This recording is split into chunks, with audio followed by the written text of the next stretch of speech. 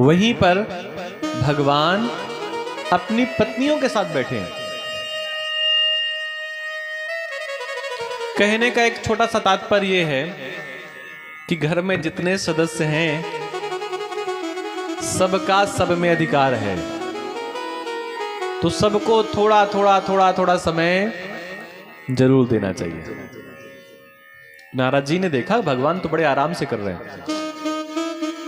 अच्छा, एक बात और भी है कि घर में एक सदस्य ऐसा होता है जिसको सब प्रेम करते हैं और जिसको ऐसा लगता है कि उसके बिना घर चलेगा ही नहीं।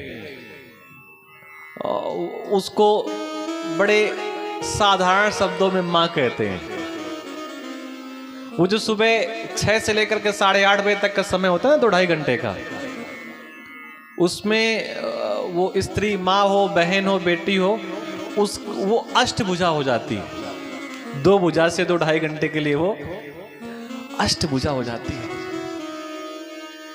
अभी श्रीमान जी जागे ही हैं और अभी स्नान ही किया है श्रीमान जी ने कि तत्काल वो रसोई घर में झांकने लगते हैं, आज क्या बन रहा है। अभी श्रीमान जी जागे, तत्काल चाय चाहिए उनको। मतलब जब श्रीमान जी जागे, जाग करके 2 लोटा पानी डाल लें, तब तक उनको भोजन बना हुआ चाहिए। तो वहां पर वो जो माताएं होती हैं अष्टभुजा बन जाती हैं। अच्छा, केवल श्रीमान जी हो तो भी काम चल जाए। उसी समय श्रीमान जी के 2 और पुत्र जो होते हैं, पुत्र पुत्रियां, उनका भी बिल्कुल वही समय, ऑफिस का और स्कूल का, सबका समय की होता है। कई बार उतने ही बीच में कूड़ा वाला भी आ जाता है, तो वो 8 भुजाओं से 2-2.5 घंटे में पूरा काम कर डालती है। लेकिन धोखा किस दिन खा जाती है वही मां? संडे के दिन। उसको ऐसा लगता है कि आज तो पति घर पे ही रहेगा, बच्चे भी घर पे रहेंगे, ऐसा करो जल्दी काम निपटा लो तो सभी के साथ समय खर्च करेंगे। अब वो जो रोज काम निपटा रही थी 11 बजे, उसने निपटा लिया पूरा काम 9 बजे ही। तभी श्रीमान जी आ गया, अच्छा घर में तो कोई काम ही नहीं है, दिन भर खेलती रहती। उस दिन थोड़ा सा होशियारी न किया करें, उस दिन दिखाएं कि काम बहुत है घर में।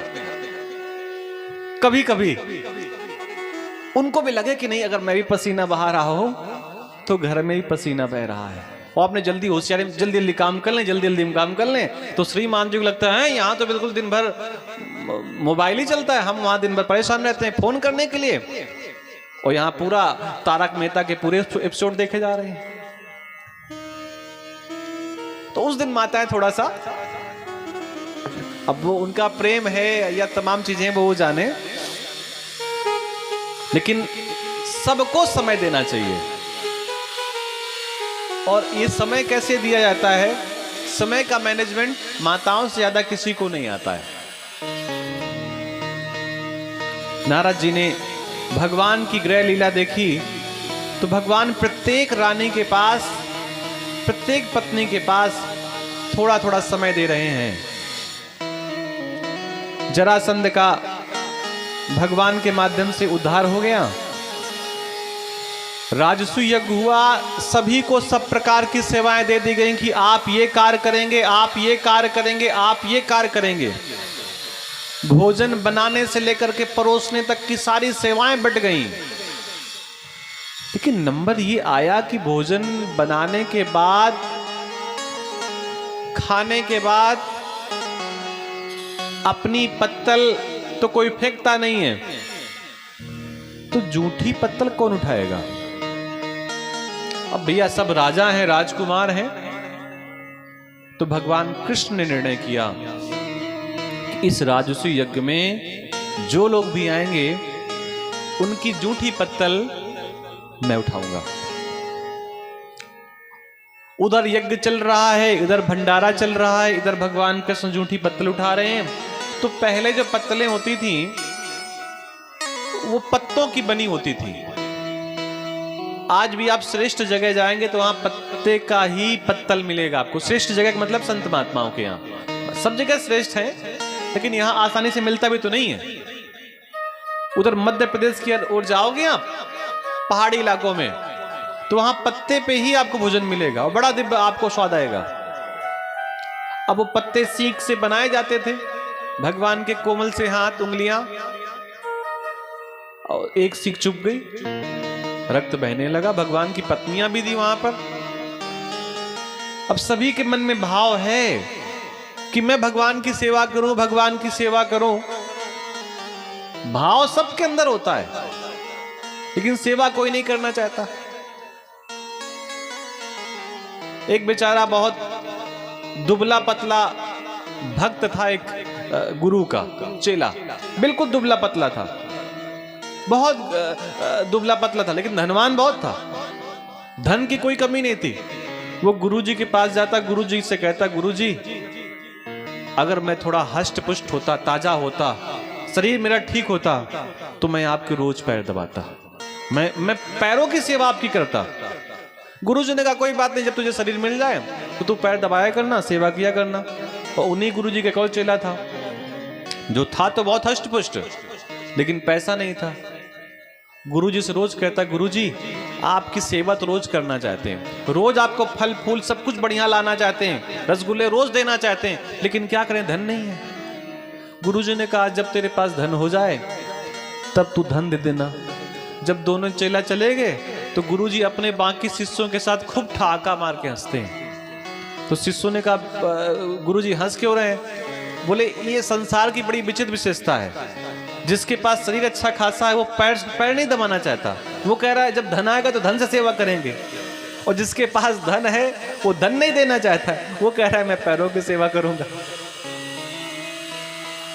सेवा सब करना चाहती हैं। भगवान के हाथ से रक्त बहने लगा तो सबके मन में भाव आया, कुछ बांधना चाहिए, कुछ बांधना चाहिए, कुछ बांधना चाहिए। लेकिन अपना सुंदर अंग वस्त्र कौन फाड़े, अपनी महंगी साड़ी कौन फाड़े? सभी इधर उधर कॉटन ढूंढने लगी, कपड़ा ढूंढने लगी, कहां पर हल्दी है भगवान के हाथ में लगा दी जाए। द्रौपदी ने भी देखा, यज्ञ मंडप पर बैठी थी, गठबंधन लगा हुआ था, दौड़ करके भागी, अपनी साड़ी का पल्लू फाड़ा और भगवान की कनिष्ठिका उंगली पर लपेट दिया। भगवान ने कहा, द्रौपदी यज्ञ मंडप में बैठी थी, अपने पति के साथ बैठी थी, और उठ करके तुझको नहीं आना चाहिए, ये अमंगल होता है, ये ठीक नहीं होता है। और थोड़ा ही तो रक्त बह रहा था। द्रौपदी ने कहा, भगवान आप कोई भी बातें घुमाओ प्रभु, लेकिन रक्त बह रहा था तो उसमें कपड़ा बंधना चाहिए, और मैंने बांध दिया, साड़ी दूसरी आ जाएगी, वस्त्र दूसरा आ जाएगा, लेकिन निकला हुआ रक्त वापस थोड़ी ना आएगा। तो भगवान ने भी द्रौपदी को मन ही मन आशीष दिया कि आज तूने थोड़ा सा धागा मेरी कनिष्ठिका उंगली पर बांधा है, जब तुझे वस्त्र की आवश्यकता होगी तो मैं स्वयं वस्त्र बनकर के आ जाऊंगा। दुर्योधन ने कहा, दुशासन से जा, बाल पकड़ करके खींचती हुई लेकर के आना। दुशासन गया, बाल पकड़ने लगा। द्रौपदी ने कहा कि अरे मैं चलने के लिए तैयार हूं, लेकिन भाई दुष्ट ने कहा था, दुष्ट भाई ने बाल पकड़कर खींच, उद्देश्य तो था अपमान करना। बाल पकड़ करके खींच करके सभा में लाया। बाद में मालूम पड़ा द्रौपदी को कि मैं तो हार गई हूं। अपने पतियों के मध्य अपने पतियों से अपनी बात कही कि कौन सा अधिकार था कि आप मुझे जुए पे हार जाएं। आप तो पहले ही अपने आप को भी हार चुके थे, फिर मुझे कैसे जुए पे लगाया। दुर्योधन ने कहा, बातों में मत बहको इसके दुशासन, निर्वस्त्र करो इसे।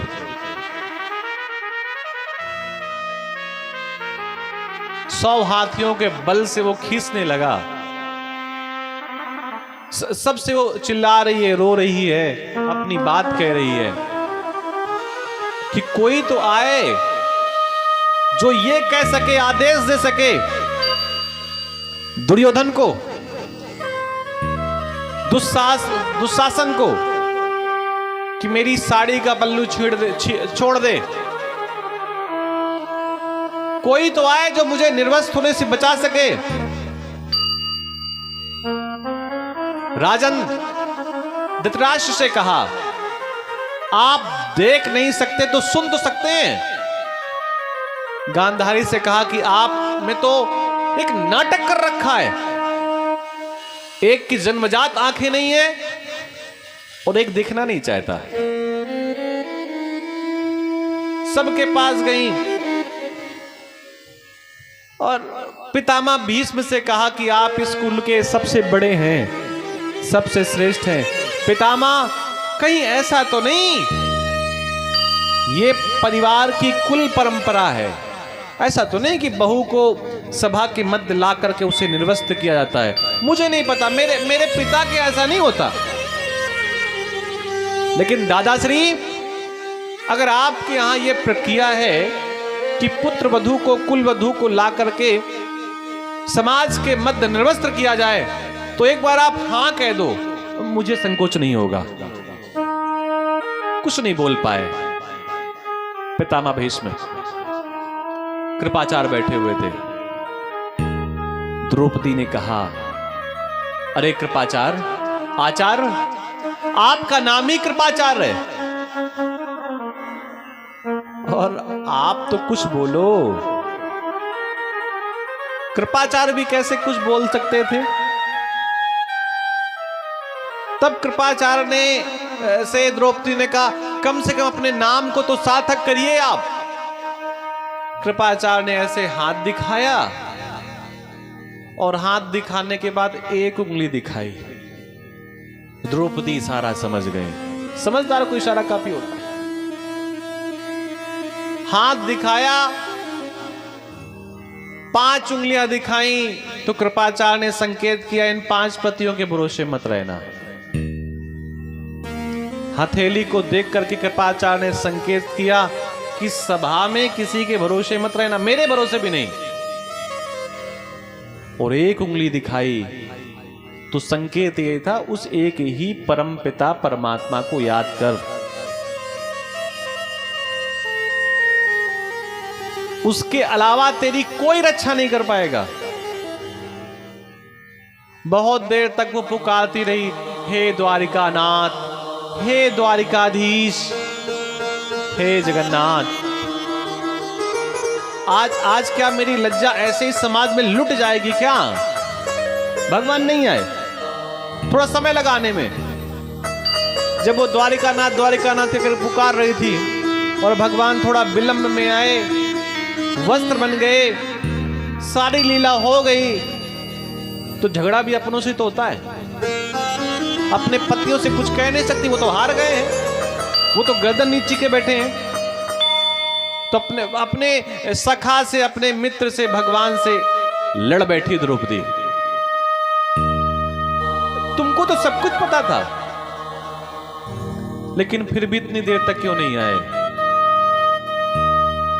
तो भगवान ने कहा, अरे सखी, मैं आ तो जाता, लेकिन तूने पुकारा क्या? अपने शब्दों पे तो ध्यान दे। तू कह रही थी, हे द्वारिकानाथ, हे जगन्नाथ, तो तू द्वारिकानाथ को पुकार रही थी, और द्वारिका से हस्तिनापुर दूर तो है ही, तो आने में तो समय लगेगा ही लगेगा। अगर तूने एक बार कहा होता, हृदयनाथ, मेरी लज्जा को बचाओ, तो तुम्हारे हृदय से निकल करके आ जाता। मैं था तो तुम्हारे हृदय पर ही, लेकिन तुमने कहा द्वारिकानाथ, तो फिर मुझे तुम्हारी बात को सही करने के लिए द्वारिका जाना पड़ा, और फिर मैं वहां से आया तो इसमें समय लग गया। विश्वास तो पहले ही था। बोलिए वृंदावन बिहारी लाल की जय।